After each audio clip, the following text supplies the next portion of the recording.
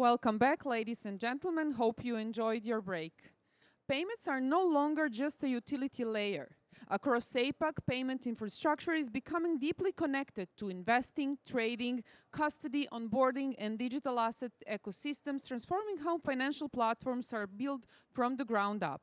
This session brings together experts across blockchain, custody, fintech strategy, and digital finance to examine how new payment rails are reshaping financial service infrastructure in Singapore and beyond. Please welcome Wendy Yu from Singapore Blockchain, who will take the stage and announce the session. Thank you so much, Jessica. Thanks for the sharing. So you know what? This panel will be something very excited for the men, I hope. You know why? Because there are three ladies, the roses among a thorn. You know what? This industry usually is always dominant by the male, right? But over here, I think you should be really, really lucky because today you have three ladies here, industry experts, joining Chris, which is actually from the Singapore Fintech Association, leading this whole topic together as well. So with that, actually today we are here to talk about this very important topic, payment, because Singapore is always regarded as the finance hub or fintech hub. And today we are here to actually unlock some of the items that we would like to discover, which is a topic that we have showcased over here, how Singapore can actually champion these, and of course, how finance and fintech super app can be championed. So with that, I would like to throw my time to the panelists over here to introduce yourself. We'll start from Chris first. Hi, I'm Chris Holland. I have a consulting firm called HM Strategy, and I'm also chair of the Web3 subcommittee at the Singapore Fintech Association. Hi everyone, I'm Leona. So I'm the director of IB's department in FormerPay. I've been in FormerPay for the past 10 years. So very glad to have the opportunity to share my insights about payment industry with everyone over here. Hi, my name is Andrew, and I'm from Zodiac Custody. I love my company just because by introducing my company, it tells you what we do, right? So we are in the digital asset custody business, and yeah. And I heard that you're actually backed by Standard Chartered, yeah? Yeah, so Zodiac Custody actually started from Standard Chartered Ventures, and this is how we actually started the business, and which is why we work with a lot of the banks as well, just because the banks are getting to understand this space and they want to know actually what's the best practice and how they can enter into this space in a safe and a compliant manner. Okay, that's great. Okay, so we kickstart the first question for today, which is a buzzword, stablecoin. Okay, so stablecoin has been something that is very important here because it's part of the institution adoption, and it has been something that a lot of banks now actually looking into it, be it the so-called like sandbox in the Monetary Authority of Singapore, or even for a lot of companies who are trying to champion that. So with that, I do have one question. So this is something that is importantly adopted by the institution, right? So what do you see in terms of settlement, treasury management, and cross-border payment, and what are some of the strongest real-life use cases in your trade, in your line of business you have absorbed, and of course you have also discovered in the recent years? Chris first. I'm happy to go first. So, like my company as a consulting firm, we don't hold any stable coins in treasury. We don't have a big enough treasury. That is not what our passion is. But you can imagine a firm may want to do that, right? And there's lots of reasons to hold stable coins or cryptocurrencies versus fiat or everything else. So it really depends on each business case, including if you're doing a digital asset treasury where you have a strategy to invest, right? You're trying to make money and get the stable coins staked or something like that. So there's a lot of various reasons one could want to have stable coins, but it will be different for every company. Yeah, so from the payment industry, from my day-to-day work, I actually noticed there are three major use cases still for stable coins. The first one, of course, everybody knows about it, B2B remittance, right? The cross-border remittance. And we still see this as a growing trend for my corporate clients, trading clients. They're using stablecoins as one of the settlement currencies for their business operations. The second one, as mentioned by Chris, yeah, treasury management. Treasury management is definitely for the big conglomerates, global MNCs, who they have the additional money they want to put into treasury, into stablecoins. Because there are a lot of this kind of stablecoin yield products in the market. But only thing is, who should they trust? How should they put the money into a safe place where they can get the yields at the same time enjoy the security of that facilitator? The third one is recently come into our notice and observation is the payroll.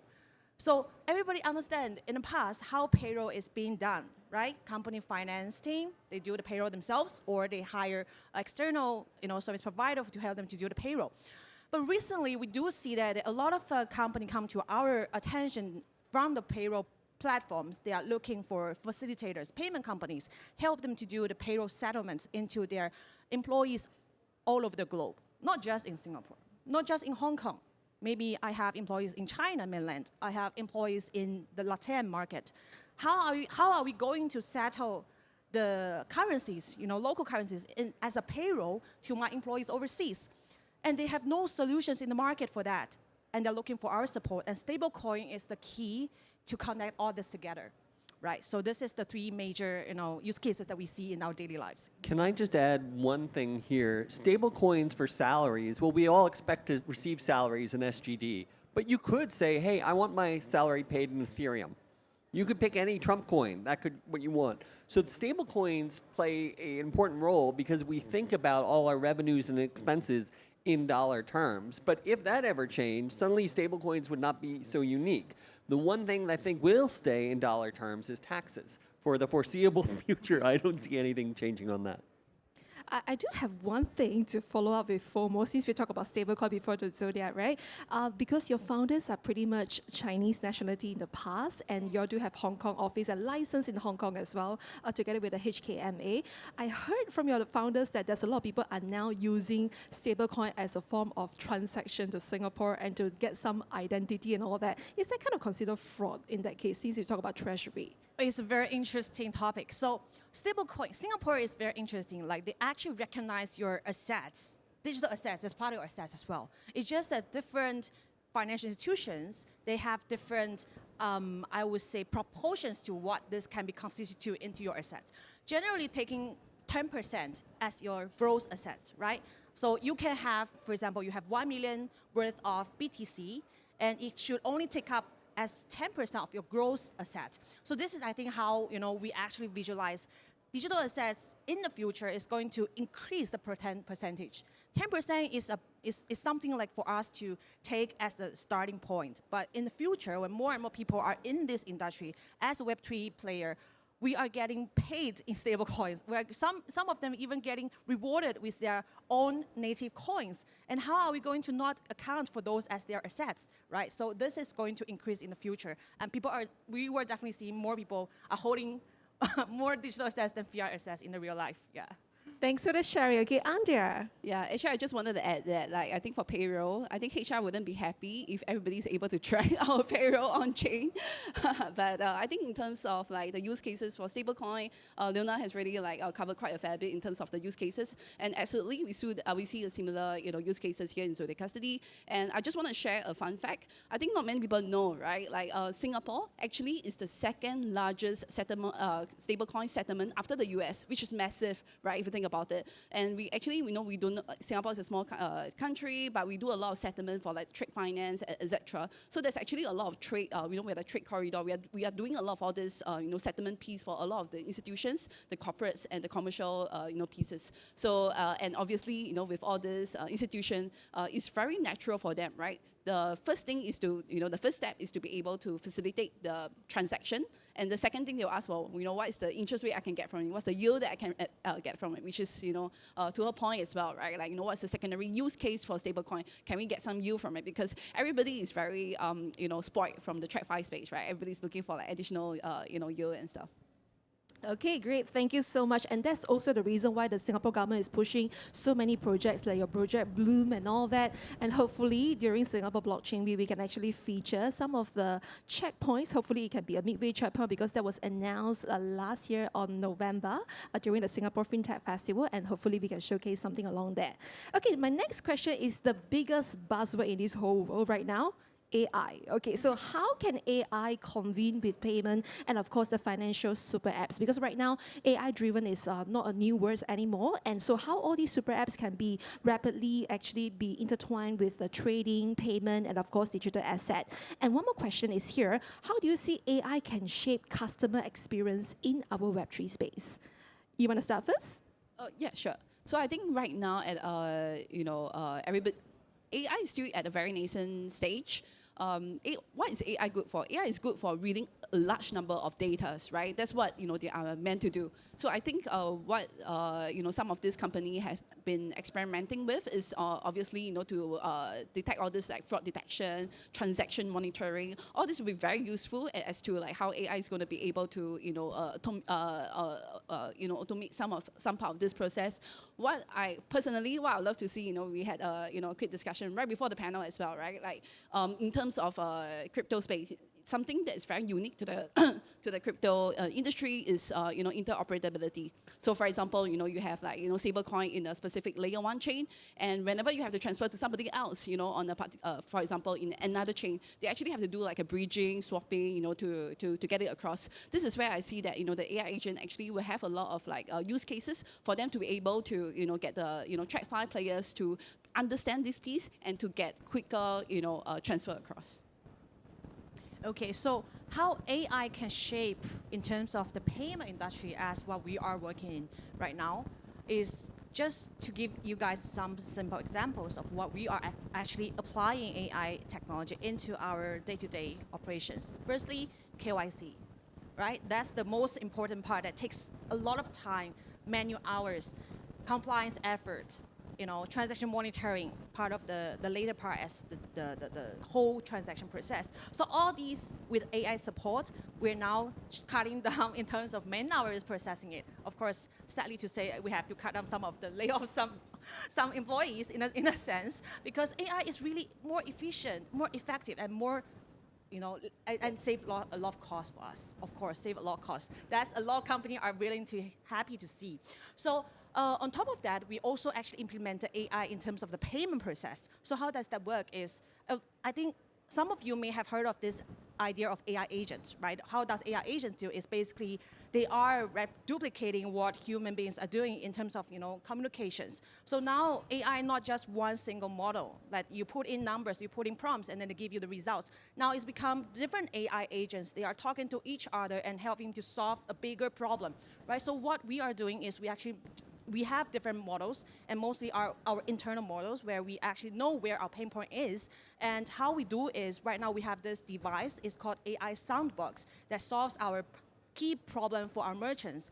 Firstly, our merchants, they are not aware, okay, what are the different payment methods that their users are using. So with this one device, their users, retail users, can pay them in fiat, credit cards, QR code payments, or even stablecoin payments. And they don't have to worry what to visualize, to show to the clients, like say, oh, I have to show you the SG QR code, I have to give you the POS machine for you to swipe your credit card. No, with one QR code and one device, they're able to do all this in one go. So this is something, a lot of this behind this technology is the AI agents, they are talking to each other.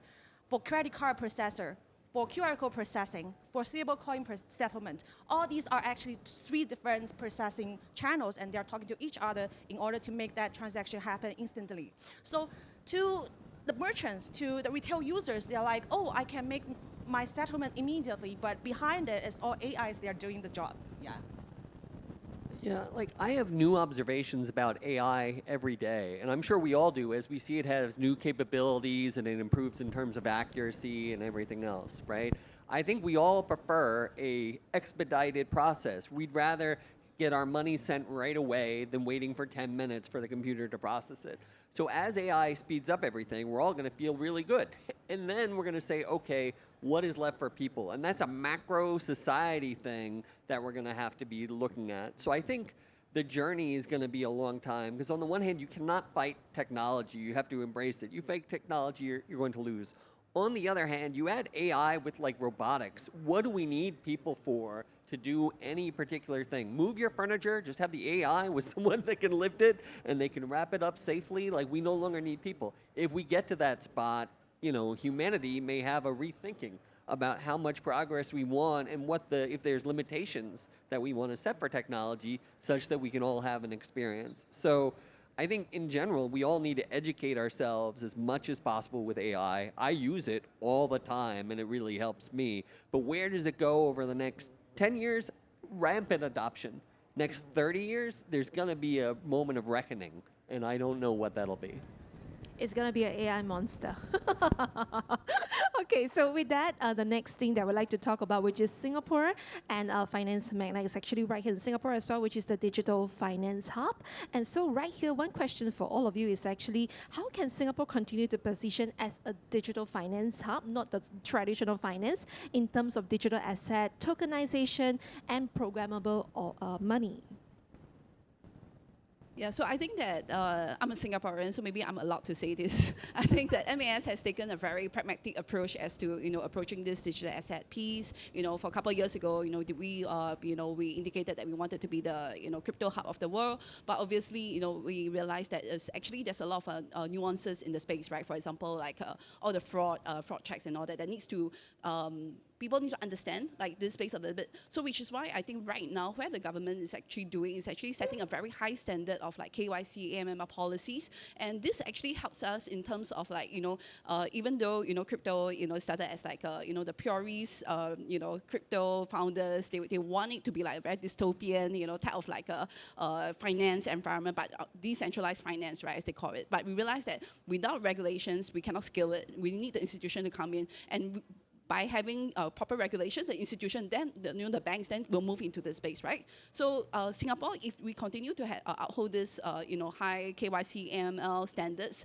when it comes to regulating crypto, we will attract a lot more firms to come in here to build. And at the same time, of course, with Randy, doing all the Singapore blockchain week and stuff, this will enhance or rather allow more collaboration between the different financial institutions as well as the new crypto projects, right? Because the banks, they always have legacy, or core banking system that they need a lot of, that have a lot of pain point that we want to solve. Like I used to be from TradFi for the longest time, and I got tired of it because there were so many like legacy issues and stuff. That's why right now I'm in the digital asset space, and I think that there's more, with such forum, with the Singapore Blockchain Week, it allows people to understand, what are the different types of like technology, new ways to interact with the platform, and the more that we can do. Yeah. Thanks for selling Singapore Blockchain Week. So just a quick airtime over here. Yes, it's happening from 3rd to 7th August. And it's usually always on the midway checkpoint, which is like your May and June. But this year, due to the war and all that, there's a little bit of pushback. It's happening right here as well in Suntec. So what's happening on 3rd to 7th is basically 3rd and 4th is happening in Johor, because Singapore Blockchain Week actually also cover the Johor Singapore Special Economic Zone. So feel free to come forward if you want to check out Network School, in the Forest City, if you want to look into the Iskandar Special Economic Zone, something like your Shenzhen of China and all that, that's actually where you can see. And for day 3, day 4, day 5 is going to be in Singapore, and it's right next hall.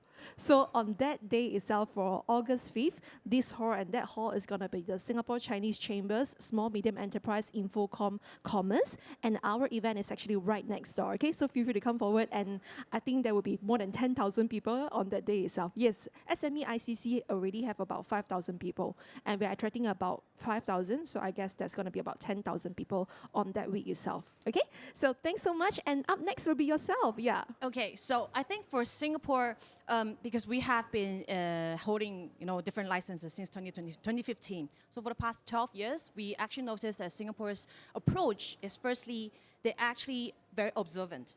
They know what the market wants, and then they will take the inquiries, they will take what people want to do, and from their observation and application in the market, and then they design the framework, right? So this is the top-down, approach. But in the meantime, they also have a bottom-up approach where they actually, they will really take into the questionnaires from different licensees, and then they know that different licensees right now, they have different approach for different use cases, and they use that to create a different framework or underlying sub-license to solve that problem. So this is how MPI license and all different sub-licenses under MPI has been come into applicable to all of us. So I think, first of all, Singapore government, they are very proactive and pro-business. This is very important because pro-business means that if you want to conduct a business without a regulatory green light, can you do or not?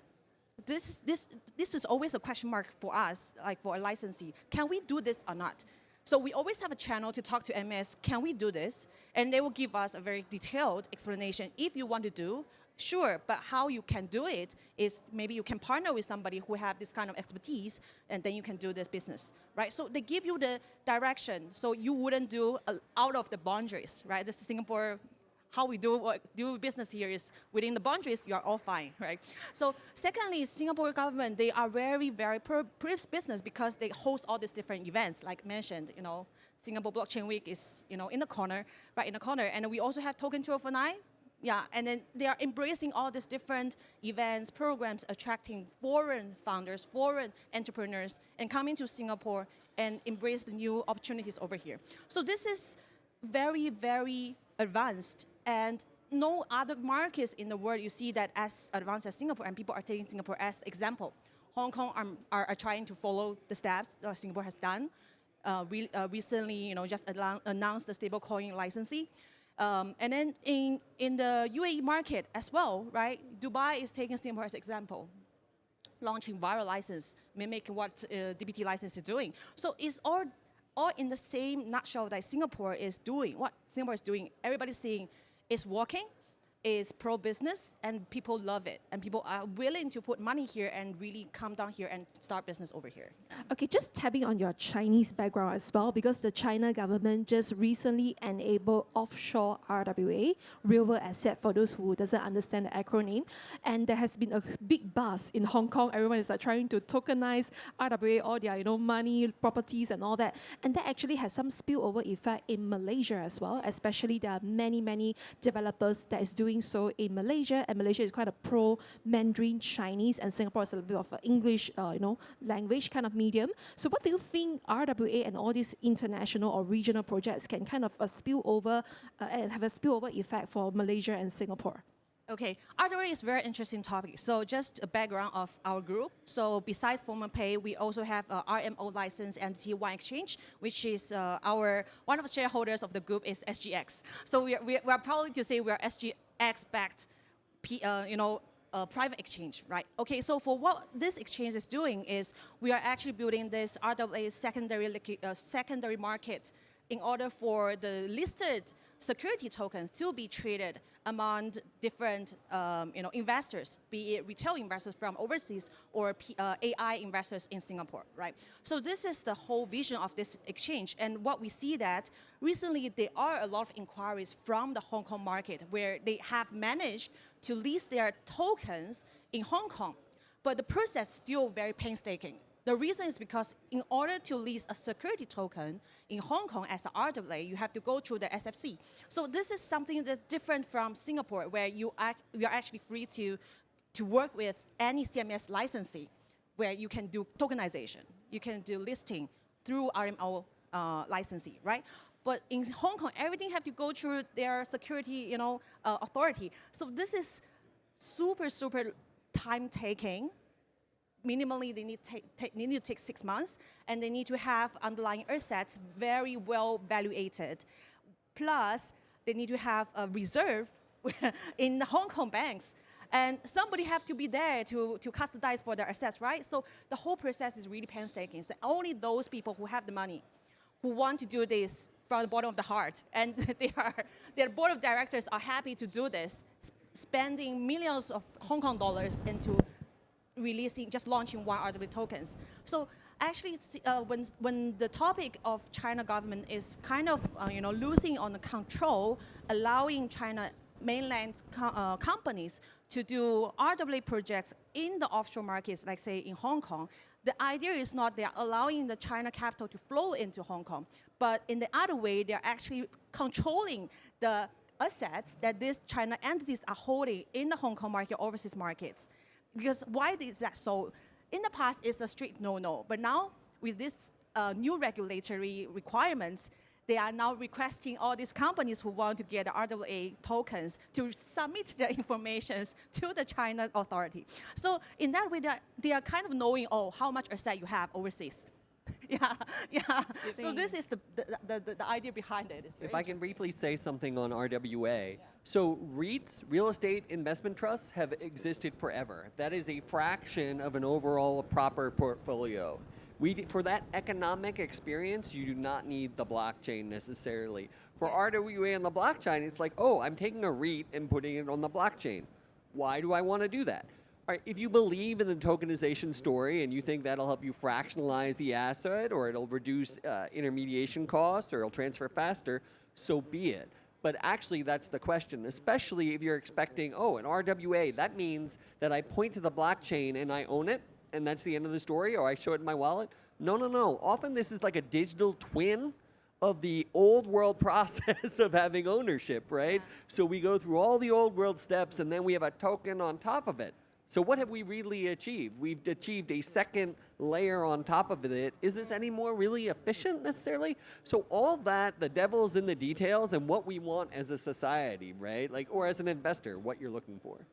Sure, yeah. So indeed, actually, for your parent company, XGX, just last year, they kind of listed the perpetual futures for crypto, Bitcoin and Ethereum. I think this is coming. And if you're hearing it correctly, that's actually a floodgate. In case you're not aware, there's actually a big horizon you can go into for RWA. I'm already having like so many inquiries that people are trying to come over to our Johor, Singapore Special Economic Zones Web3 Forum, and that's something that you can come forward to explore new opportunities. Okay, last but not least, I think we're running out of time very soon. Chris, where are you from previously? I'm from New York originally. New York, Singapore okay. permanent resident since 05. No, I'm asking this not because of nationality or whatever stuff. I just wanted you to have your American lens, right? To kind of see Singapore. How can Singapore be like the Asian, or I would say ASEAN corridor for digital asset?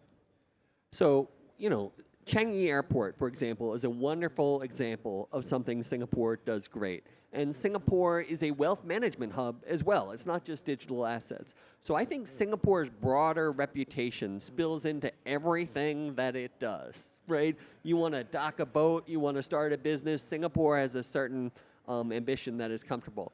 Now we start to think about, well, what are the KPIs if we want to be a digital asset hub? What does that mean in practice? For example, the Singapore Fintech Association released a State of Singapore report where they listed Binance here as a centralized exchange. That's because Binance has certain management operations here, but they do not have a regulated entity where you could buy or sell cryptocurrencies. Crypto.com is in the same list, but they actually have a regulated entity. So why do we have Binance there? Do we want Binance to come? Why aren't they coming, right? All those KPIs are going to be like what we define success as a digital asset space. And I think Singapore is figuring that out because I think we believe in digital assets from an institutional standpoint. But what about an innovation standpoint? Are we developing the new technology leaders who are going to come up with something innovative in DeFi? I think all that is still to play out. Yeah, and Singapore has always been like the de facto place where people want to come into Southeast Asia, especially for international crowd. And the next question to Leona itself, right? Because being the Chinese lens as well, how do you think Singapore can attract more Chinese investors or people who are interested in this space for the DeFi space to come over? Yeah. So if you guys aware, last year, end of June, right, Singapore released the new requirements. They are chasing out people without license, right? So, and because of that, a lot of them they moved to Hong Kong, and even more of them they moved to UAE. And we just see after the war happened, all these people coming back to Asia again. And then there is a very interesting saying that they shared with me. It's like, oh, when I landed in UAE, I was thinking I'm looking for my the shelter for my assets, right? But now I'm looking for a bomb shelter in the UAE market, right? Because of the war. So the utmost important thing for them is safety, personal safety, as well as asset safety. And no other markets than Singapore can provide that to them, especially when there are Chinese nationalities where Hong Kong is so adjacent to the China mainland. And people are having this concern. It's like my assets in Hong Kong is going to get exposed to whatever China is seeing right now. And because of the tightening of CRS 2.0, all of them, be it very, very active in the Web3 industry or Web2 industry, all their assets are now transparent. They have, and many of them have dual tax liabilities. They have to pay tax to Hong Kong and pay tax to China.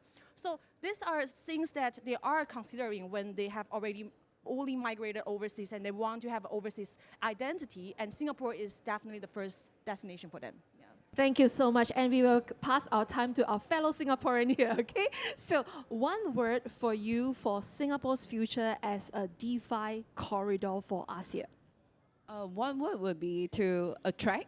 Is to attract, because this is the reason why like Leona or even like Chris here is in Singapore, right? We are good at attracting like businesses, talent to come here and to to innovate and to I know we have less than 1 minute, but to basically build the next future in finance. So what I would say is to attract, yes, continue to attract. Yeah.